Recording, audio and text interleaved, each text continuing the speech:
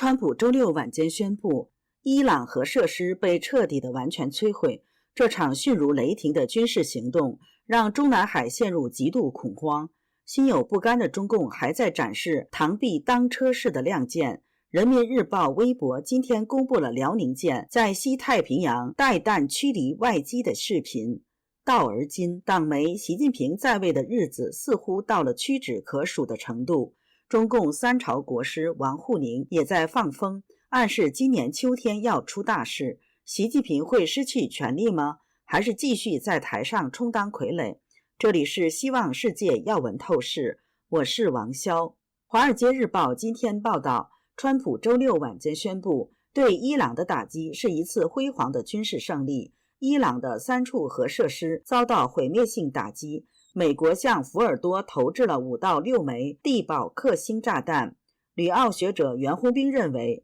由于中共同样把统帅机构和战时作战机构深埋地下，美国展示的这种打击地下核堡垒能力使中共感到极度恐慌。吓到不知所措的中共为平息国内舆论，环球网今天转发了党媒人民日报微博视频，宣称不管遇到多么强大的敌人，多么复杂的情况，我们都敢于亮剑。这是向美国示威吗？台湾网红巴囧今天发帖说，伊朗已经帮中共国探路了。另一个网红则说，真的没在跟你开玩笑，2个礼拜内炸。然而呢，2天就炸了。川普总统真的做到言必信，行必果，而中共只是口头说说，打嘴炮的本事过硬。原中共海军航空兵部中校参谋姚成6月21号在 X 平台发文说，美军刚发布已经完成了对伊朗的核装置打击任务，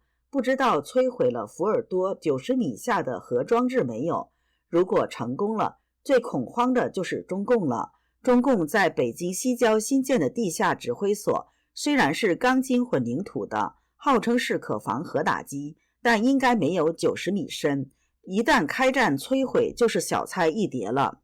川普对伊朗的雷霆一击之后，习近平关于中东局势的所谓4点主张烟消云散，一点水花都打不出来，这也成为他失去权力和影响力的一个倒影。据海外反共自媒体大包王朝预计，习近平退位可能只差官宣。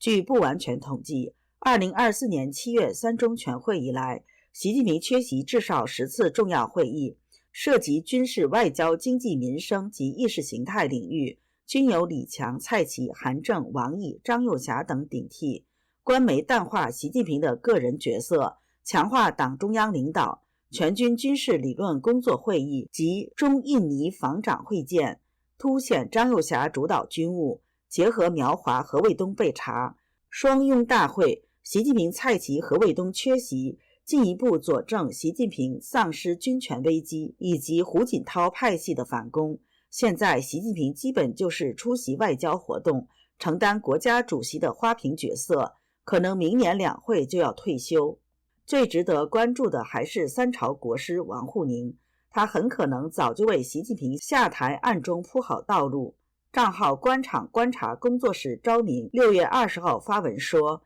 因计谋略王沪宁在20大常委会中敢于跟习近平明争暗斗的，一个是明面上的赵乐际，一个是暗中使坏的王沪宁。王沪宁出手暗中拉住栗战书，制止介入习胡斗，就是为了让习近平在中外媒体前犯下最大的错误，通过架走胡，让习成为元老帮的对立面，从而形成党内广泛反习联盟。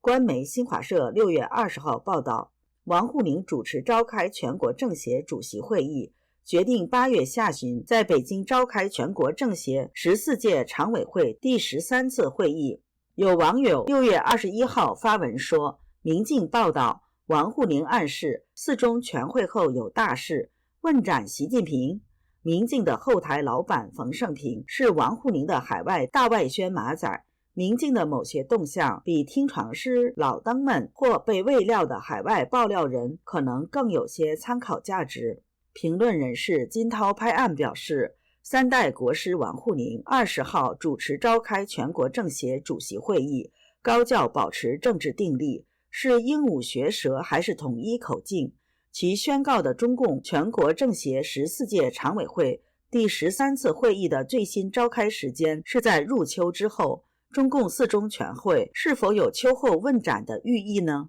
保持政治定力是从习近平2012年上台时高叫的增强政治定力演变而来。看来王沪宁的引用可能是常委被迫执行的口令，规范高层官员的思想，大概是暗示中南海高层屡屡发生政治定力摇摆问题，在巨变前夜，阵脚不能紊乱。目前境外的传言良莠参半，有点金庸笔下的传音入密味道，带着如风染尘的形态，犹如流水涟漪。最重要的和最令人最为关切的是，传说习近平下台时间是8月，这与王沪宁召开的政协主席会议前后呼应。这个不同寻常的时间点相当刻意，这是不是可以理解为8月24日到26日，四中全会召开，习近平主动辞去党政军3大职务，会议决定。